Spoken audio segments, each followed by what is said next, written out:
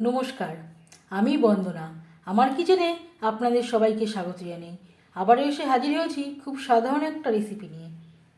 আজ আমি তৈরি করব বরবটি ভাজা। বরবটি ভাজা তৈরি করার জন্য এখানে আমি বরবটি টুকরো করে কেটে নিয়েছি আর পরিষ্কার করে ধুয়ে নিয়েছি। দেখে নেওয়া যাক আজকের এই রেসিপিটি। 3 চামচ রিফাইন্ড অয়েল গরম করে নিয়েছি। ফোড়নে দিয়ে দিলাম গোটা জিরে, 3টে কাঁচা লঙ্কা। এই রান্নাতে আমি রসুন, পেঁয়াজ ও কোনো মশলা ব্যবহার করছি না। ফোড়নের সাথে 20-25 সেকেন্ড কাঁচা লঙ্কা ভেজে নেওয়ার পর দিয়ে দেবো বরবটি।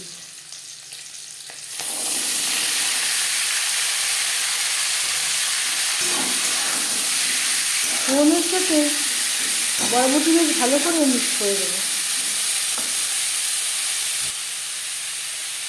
আর লাগছে স্বাদ মতো লবণ।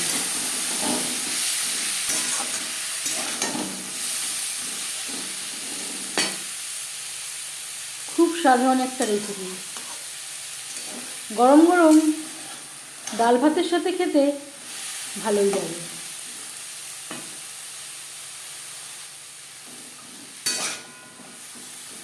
দু 3 মিনিট নাড়াচাড়া করে নেওয়ার পর গ্যাসের ফ্লেমটাকে লোতে করে দেব। 4-5 মিনিটের জন্য ঢেকে দেব। এর মাঝে আমি 1-2 বার নাড়াচাড়া করে দিয়েছি। বরবটি প্রায় 80% সেদ্ধ হয়ে গেছে। এই পর্যায়ে দিয়ে দেব নারকেল কোড়া। নারকেল ছাড়াও তৈরি করতে পারেন। যেহেতু আমি আলু ব্যবহার করছি না, কোনো রকম মশলা ব্যবহারও করছি না, একটু নারকেলের ব্যবহার করলে স্বাদটা খুবই ভালো হয়। বরবটির সাথে নারকেল বেশ ভালো করে মিক্স করে দেবো।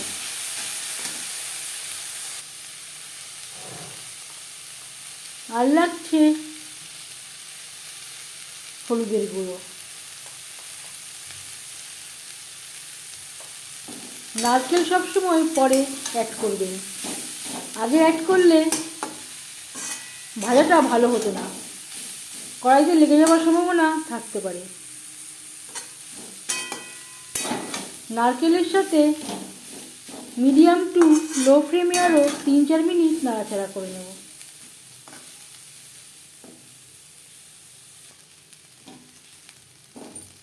তিন 4 মিনিট নাড়াচাড়া করে নিয়েছি।